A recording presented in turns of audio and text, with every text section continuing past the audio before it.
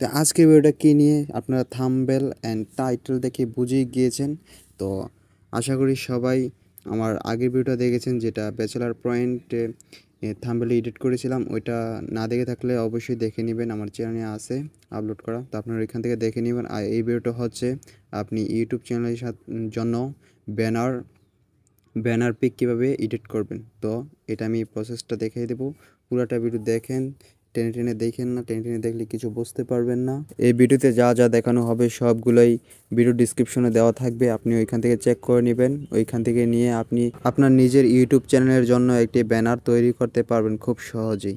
তো আমরা যদি এই ভয়েস দিয়ে ভিডিওটা আপনাদেরকে দেখাই তাহলে অনেক লেন্দি হয়ে যাবে, অনেক বড় হয়ে যাবে। আমরা এটাকে স্পিড বাড়িয়ে দেব, 5x স্পিড দিয়ে দেব, যাতে আপনারা আগ্রহ সহকারে পুরোটা ভিডিও দেখতে পারেন এবং কি সহজে বুঝে যেতে পারেন। আমি এখন থেকেই দিয়ে দিই স্পিডটা, আর এটার সাথে একটা সং দিয়ে দিই যাতে আপনারা বোরিং না হন।